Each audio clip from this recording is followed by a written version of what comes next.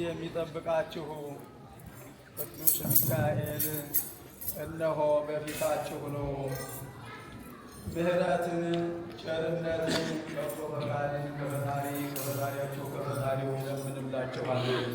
ለምኑት። እነሆ ነዋ ማለት እነሆ የሁላችሁ ቀርቦላችኋል ማለት ነው። ዛሬ ዕለቱን የምናከብራቸው ሁለት በዓላቶች አሉ። ታላላቅ በዓላቶች አንዱ ቅዱስ ሚካኤል ነው፣ አንዱ ቅዱስ ጊዮርጊስ ነው። ቅዱስ ጊዮርጊስ ሌላዊ ነው። ቅዱስ ሚካኤል ደግሞ በሚቀጥሉት ቀናት ውስጥ እንድናከብረው አድርገናል። እነዚህ ታላላቅ የእግዚአብሔር ወዳጆች ቅዱስ ሚካኤልም በእግዚአብሔር ቀኝ የሚቆም ታላቁ መልአክ ነው። ቅዱስ ጊዮርጊስም ሊቀ ሰማዕታት የሰማዕታቶች ሁሉ አለቃ የተባለ በ390 ገደማ በሰማዕትነት ስለ እግዚአብሔር ስለ ኢየሱስ ክርስቶስ ሲመሰክር ለእግዚአብሔር ለፈጣሪ ሆኖ ራሱን አሳልፎ ለመስዋዕትነት የሰጠ ነው።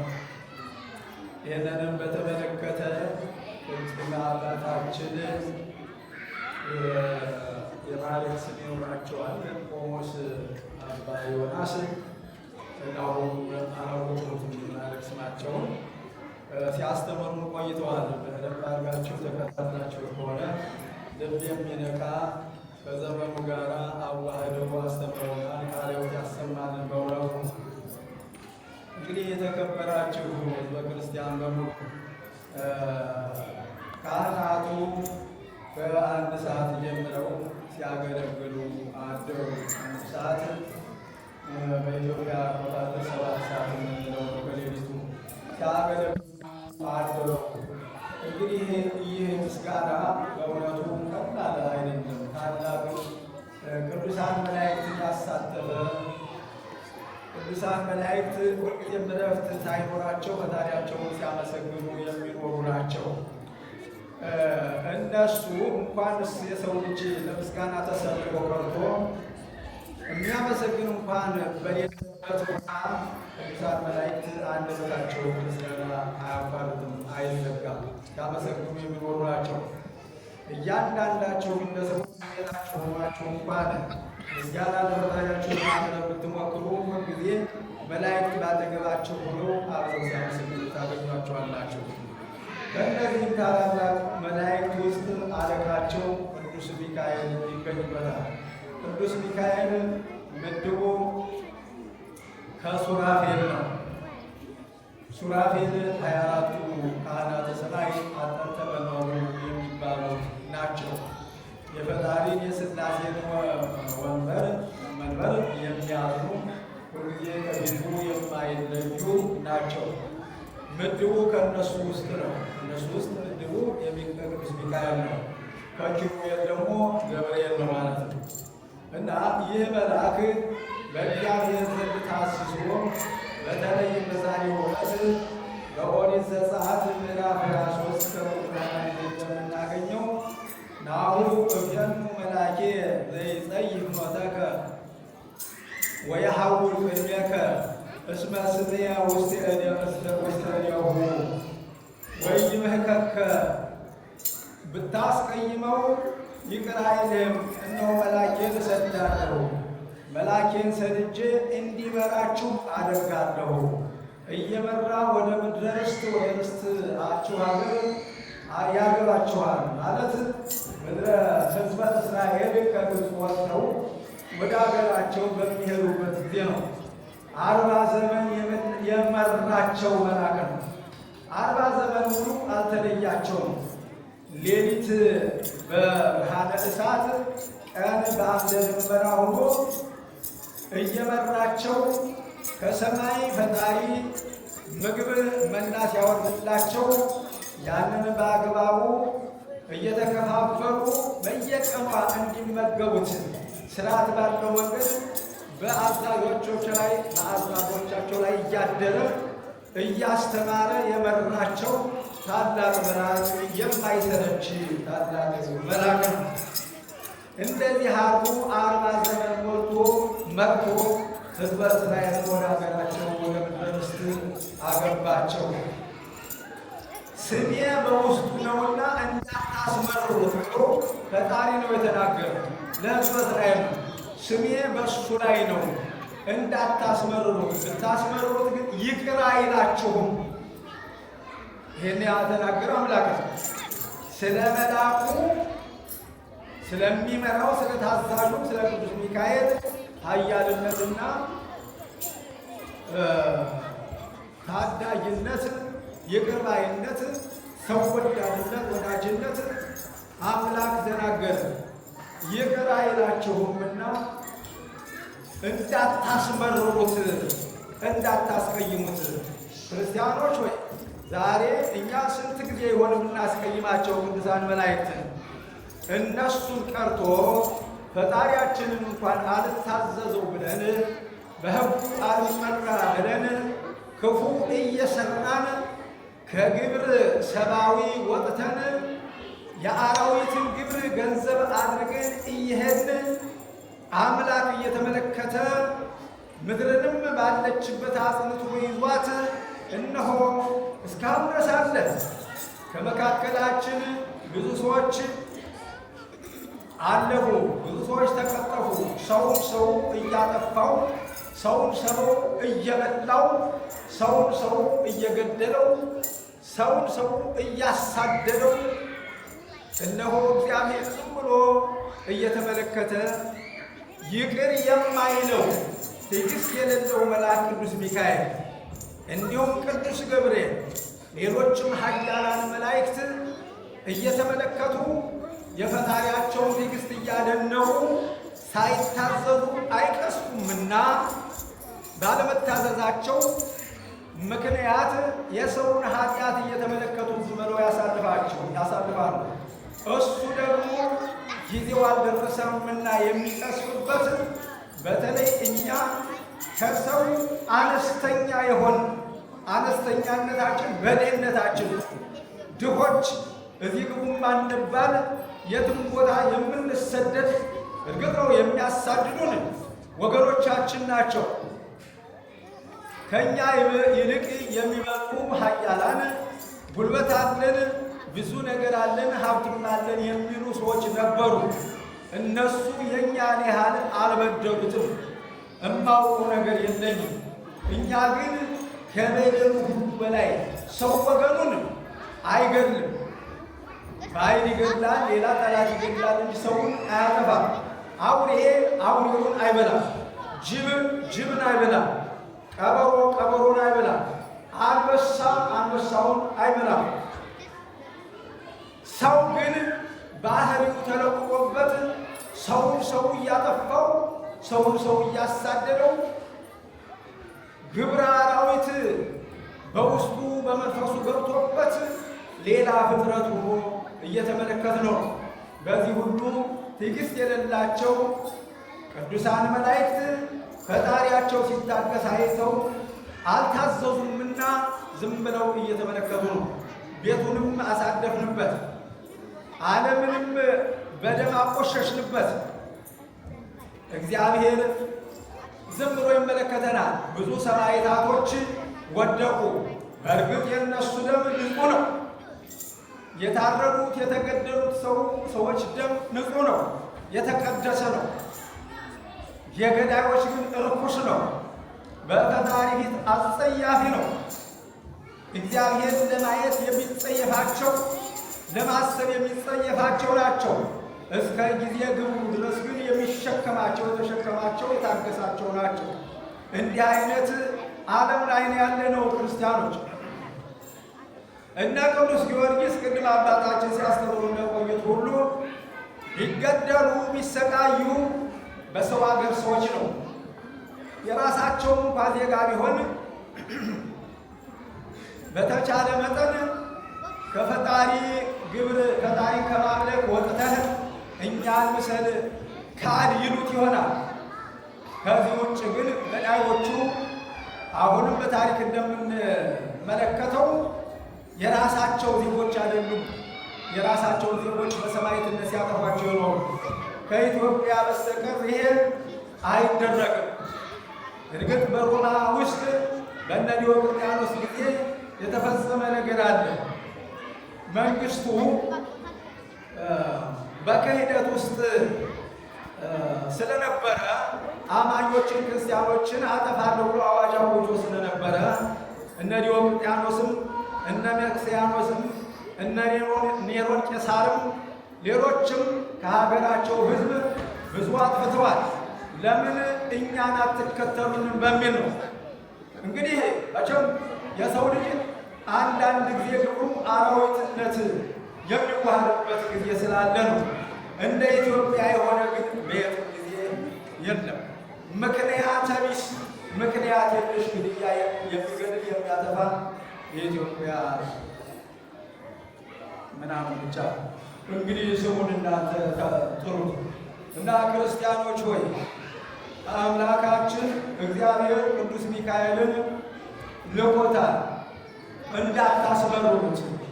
እንዳታስመሩት ስታመሰግኑ ፈጣሪያችሁን በንጹሕ ልቦና በትሑት ሰብእና ሆናችሁ ፈጣሪን አመስግኑ። በዚህ ጊዜ ሁሉ ቅዱስ ሚካኤል ይመጣላችኋል፣ ቅዱስ ገብርኤል ይመጣላችኋል። እያንዳንዱ ሁለት መላእክት ጠባቂ እንዳለው መቼም ታውቃላችሁ ብዬ አምናለሁ።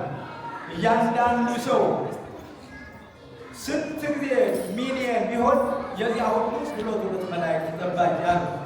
እነዚያ ሁሉ መላእክት ተልእኳቸው ሰውየውን መጠበቅ ነው። ክፋትና ተንኮል ካዩበት ግን አቤቱታ ወደ ፈጣሪያቸው ያቀርባሉ። እነ ቅዱስ ሚካኤል እና ቅዱስ ገብርኤልም ለማጥፋት ይታዘዛሉ። እንዳያጠፋችሁ ስሙ በውስጣቸው ነውና እንዳታስቀይሟቸው ለማለት ነው። ክርስቲያኖች እንግዲህ እስራኤልን እየመራ ወደ አገራቸው አሻገራቸው ብያችኋለሁ። ቅዱስ ሚካኤል እኛንሳ እኛን ደግሞ ከየት ነው እየመራ እንዲያሻገረን የሚፈልገው? ከዚህ ሲኦል ከሆነ ዓለም ወደ ገነት ሄደው ጠብቀው እንዲያሸጋግረን። እድሜያችንን አልቋል። ከእንግዲህ በኋላ በእድሜያችን እንድንቆይበት ሌላ ሀገር አለንና እዚህ ሀገር አፍጋን እንዳንለው ሌላ ሀገር የለንም። ያለንም ሀገር በክፎች የተወረረ ነው። ሞት የበዛበት ደም የሚፈስበት ነው። ስለዚህ ተስፋ የምናደርጋት ቅዱስ ዮሐንስ በራእዩ እንደተናገረው ተስፋ የምናደርጋት ደጅ የምንጸናት ገነትን መንግሥተ ሰማያትን ነው። እሷን እንደ እስራኤል ቀይ እጃችንን ይዞ እየመራ ወደዚያችን ወደ ዘላለማዊቷ ርስታችን እንዲያገባን ዛሬውኑ እንለምነው። ክርስቲያኖች ይህ ቅዱስ ሰማዕትም ቅዱስ ጊዮርጊስ ቅድም እንደሰማችሁት ወአዘዘ ዱድያኖስ ንጉሥ አግበረሮቱ አሳእነ ዘሐጺን ወአስተስአንዎ ለቅዱስ ጊዮርጊስ ተመትረስሁ ወተክወ ደሙ ይላል። ዱድያኖስ የተባለው ንጉሥ ቅዱስ ጊዮርጊስን ለፈጣሪህ ለምን ትሰግዳለህ? ለፈጣሪ ለምን ታመልካለህ? አለዚያ መዓት አወርድብሃለሁ አለው። አውርድብኝ አለ። ወጣቱ ቅዱስ ጊዮርጊስ አወረደበት፣ አስያዘው። ከዚያ በኋላ የብረት ጫማ በውስጥ በኩል ሚስማር ያለው ሚስማሩ ወደ እግሩ ወደ ተረከዙና ወደ እግሩ የሚገባ አድርጎ ብረት ጫማ አሰሩናለት። ከዛ በኋላ እዚህ ላይ ቁም አለው። አሽከሮቹ መጥተው እዚያ ላይ ያቆሙት። ምስማር ከሆነው ጫማ ላይ እንዲቆም አደረጉት። የእግር ስሮቹ ተበጣጠሱ ይላቸዋል። እያንዳንዳቸው ተበጣጠሱ። እንደዚህ አድርጎ ሂዳልና ገረፈው። ሲገርፈው ጅቡ ተሆረ ይለዋል። አጎንብሶ ሄደ። አጎንብሶ በእጁ እየተመረኮዘ እግሩ ምስማር ገብቶበታል። የምስማር ጫማ አለበት። ከዚያ በዚያ እግሩ መራመድ ስላልቻለ የእግሮቹ ስሮች ስለተበጣጠሱ ስጋው ስለተቆራረሰ መሄድ ሲያቅተው እጁን ወደ መሬት አድርጎ አጎንብሶ ሄደ ይለዋል። እየሰገረ ሄዳ። እንዲያም ሆኖ ይገረፍ ነበር። እንዲህ አድርጎ ወደ አምላኩ ወደ ፈጣሪው ምን ብሎ ተናገረ? አምላኬ ለእኔ ተሰቅሎ የለም ወይ? እፎ ኢይሄኒ ከመ አምላኬ ተሰቅለ ዲበ ዕፀ መስቀል። እኔ ይህንን መከራ ሁሉ ብቀበል ምን ቁም ነገር አለው? የሚሞተው ሥጋዬ ብቻ ነው። ፈጣሪ እኮ ለእኔ ብሎ ነው እኮ ያን ሁሉ መከራ ተቀብሎ በመስቀል የዋለ። ስለዚህ ፈጣሪን እማላስብን የማን ነኝ? እፎ ኢይሄኒ ከመ አምላኬ ተሰቅለ፣ እኔስ ፈጣሪን እማላስብን የማን ነኝ ብሎ በዚያ መከራ አለፈ። እንዲያም እየሆነ ቅድም እንዳስተማሩ 7 ጊዜ እየሞተ ዳነ። እንግዲህ እሱን ነው የምናከብረው። ዛሬ ቅዳሴ ዕለቱ ነው። በልዳ ጎብኝታችሁታል። ኢየሩሳሌም ሄዳችሁ በሙሉ ቦታውን አይታችሁታል ይመስለኛል። እና በዚያ ቤተ መቅደስ ውስጥ ከተሰራለን በኋላ ቤተ መቅደሱ የተቀደሰችበት ዛሬ ነው። እንደ አጋጣሚ ደግሞ በዛሬው ዕለት አስቀድሞ ማለት ነው ገና ቤተ መቅደሱ ሳይሰራ አንዲት መበለት ሴትዮ ነበረች። ወስደው ሲያንገላቱት ቆይተው አገራቸው ለማድረስ ቢያቅታቸው ከመንገድ ላይ አሳረፉና እሱን ከአንዲት አሮጊት ቤት አስገቡተው በቤቱ ምሰሶ ጋር ጠርቀው አሰሩት። ከዚህ በኋላ የቤቷ ምሰሶ እንጨት ነውና እንጨቱ ለመለመ፣ ቅጠል አወጣ። ቅጠላው ትቶ ቁጭ አለ። ቁጭ አለ። ከዚያ በኋላ ያቺ ባልቴቲቱም አየችና እንዴ ምንድነህ አንተ ማነህ? ትቤሎ ቢሲት በበለት ለብፁዕ ለቅዱስ ጊዮርጊስ አምደ ቤቴ ዘአብቀልከ ሰላም ለከ። ቤቴን በቅጠል ያለመለምከው ቅጠል ብቻ ያደረግከው የቤትን ግድግዳ እና ምሰሶ ሁሉ ያለመለምከው አንተ ሰላምታ ይገባሃል ብላ እግሩ ስር ወድቃ ሰላምታ እየሰጠች ለመነችው፣ ተማጸነች። የቅዱስ ጊዮርጊስ ታሪኩን ቅድም ሰፋ አድርገው ነግሮናል ቆሞሱ። በእውነቱ እንዲህ አይነቶችን በዓላቶች ዛሬ እያከበርን ነው ክርስቲያኖች ሆይ። ስለዚህ እናንተም የዚህ ሁሉ ክብር ተካፋይ በመሆናችሁ ደስ ሊላችሁ ይገባል። እግዚአብሔር ቅዱስ ሚካኤል እስራኤልን እየመራ ወደ አገራቸው እንዳስገባቸው እናንተንም እየመራ ወደ ገነት ያግባችሁ፣ ለገነት ያብቃችሁ። ቅዱስ ጊዮርጊስ በእውነቱ በደሙ ከፈጣሪ ዘንድ ይለምንላችሁ፣ ያስታርቀን ፈጣሪ አገራችንንም ሰላም እንዲያደርግልን የቅዱስ ጊዮርጊስ አምላክ የቅዱስ ሚካኤል አምላክ ይታደገን። እንግዲህ ከዚህ ቀጥሎ ልነግራችሁ የምፈልገው አሁን የዛሬ 15 ቀን ታቦተ ጽዮን የምትታሰብበት 50ኛ ዘመኗ ነው ተብሎ ኮሚቴ እንደተቋቋመ እየተረዳሁ ነው። ያንን ቀን ለማክበር ማለት ነው። የሆነ ሆኖ ጥሩ ነው። እንግዲህ 50ኛ ዓመት ቤተ ክርስቲያኒቷ የተከፈተችበት ተብሎ ሲታሰብ በቤተ ክርስቲያን ቋንቋ ቅዳሴ ቤት ነው የሚባለው። ሌላ ቋንቋ ሊኖረው አይችልም። አንድ ቤተ ክርስቲያን ወይም እንደው ሌላ ተራ ቤት ሊሆን ይችላል ተከፍቶ ለተቀደሰ ነገር ከዋለ በቤተ ክርስቲያንነት አገልግሎት እንዲሰጥ ከተደረገ ስሙ ቅዳሴ ቤት ነው የሚባለው እና ቅዳሴ ቤቷ መሆኑን 50ኛ ቀን ከ50 ቢተርፍም ችግር የለም። የተረፈውን ምን ብሎ ነው የጎደለውን ወጥቶ የተረፈውን ማቅንቶ መቁጠር የሰው ልጅ ልማድ ነው። ስለዚህ በዚያ ቀን እናከብራለን ማለት ነው። ማክበሩ ጥሩ ነው።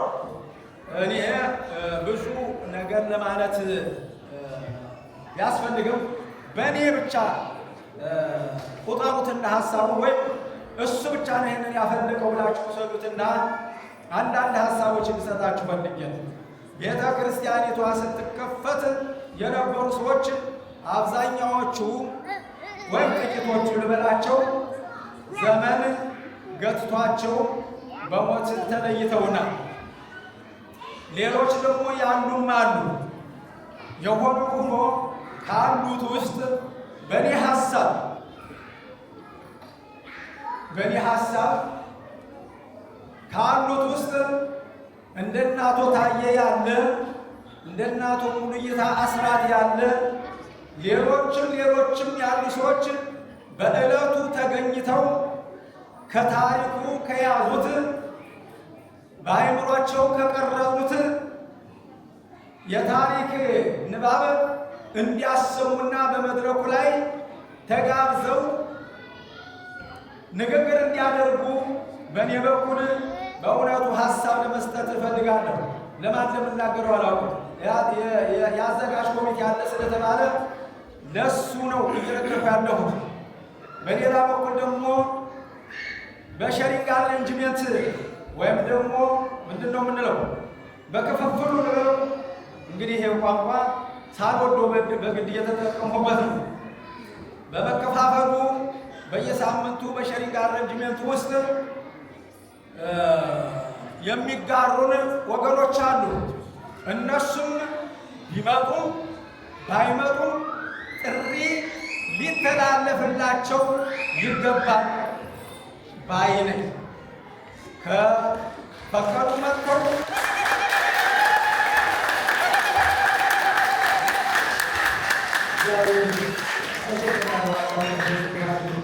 መጥተው የተወሰኑት የፈቀዱ ማለት ነው ፈቃደኞች የሆኑት መጥተው ቤተ ክርስቲያኒቷ ስትመሰረት እንዲህ ነበረች፣ ይህን ለማድረግ ሞክረናል፣ የምናውቀው ይህን ይመስላል ብለው ሀሳባቸውን እንዲያካፍሉ በእውነቱ መምጣት እንዳለባቸውና ጥሪ ሊደርሳቸው ይገባል ነው። የኋላ ኋላ ዘመን ሂዶም ወደ አንድነቱ መምጣት ዘመን ይርዘም እንጂ ወደ አንድነቱ መምጣት አይቀርም። ቤተ ክህነቱም ቢሆን እንዲህ እያየ ለብዙ ዘመን አይቆይም። አንድ ጊዜ የራሱ የሆነ ውሳኔ ሊያስተላልፍ ይችላል። ስለዚህ እዚያ ድረስ ከምንሄድ እኛም በአይምሯችን ተጠቅመን እነሱን መጥተው ይዛለን ሀሳባቸውን ሰጥተው ደብረ ጽዮን ስትመሰረት ነበር የሰማነው ነገር አለ ብሎ ሀሳባቸውን አካፍለው እንዲሄዱ በበኩሌ ሀሳብ አቀርባለሁ። ሌሎችም እኔም የማላውቃቸው እናንተ የምታውቋቸው ብዙዎቹ አሉ። ቤተ ክርስቲያኒቷ ስትከፈት የነበሩ ያልሞቱም ከምድር ላይ ያሉም አሉ የምታውቋቸው። እነሱን ሁሉ ወደፊት ሀሳባችሁን አምጡልንና ወደ እነሱ ጥሪ አድርገን እነሱን መጥተው ሀሳባቸውን ያከፍሉ ማለት ነው። ወስብሐት ለእግዚአብሔር። ጨርሻለሁ ወገኖች። እንግዲህ መጣቸው እግዚአብሔር ያክብራችሁ፣ በየቤታችሁ መልካም ነገር ይሁንላችሁ። ከሁሉ በላይ ዛሬ ላመሰግናቸው የምፈልገው እንዲህ በፊታችሁ የቆሙትን ታላቅ አባት ቆሞስ አባ ዮናስን በእውነቱ መጥተው ሲያገለግሉ አድረው በማየቱ ተሳትፎ ከዚያም በኋላም ደግሞ አሐዱ ብለው ቀድሰው ሥጋ ወደሙን ለውጠው ፍጹም የመለኮት ሥጋ ፍጹም የመለኮት ደም አድርገው በቃል እግዚአብሔር ልውጠው ለእኛ አቁርበው ለድኅነት አብቅተውናልና እግዚአብሔር ይስጥልን። አባታችን በእውነቱ እግዚአብሔር ይስጥልን መልኮት ነው ብለው የቀረም አባቶቻችን እንዲሁ ታቦተ ሕግን አክብራችሁ እዚህ የቆማችሁ ሁሉ ክብሩን ያድላችሁ። የሱራፌል ኪሩቤልን አብዝታችሁ እግዚአብሔር ይስጥልን። እንደ መርጌታ ሄኖክም ሌሎቻችሁም አገልጋዮች በሙሉ የያሬድን ክብር ያድላችሁ እግዚአብሔር ይስጥልን። ወጣቶችንም የሰንበት ተማሪዎች እግዚአብሔር ባርካቸው። ምእመናን ሁሉ እግዚአብሔር ባርካቸው፣ ቀድሳችሁ። እናመሰግናለን። ስብሐት ለእግዚአብሔር።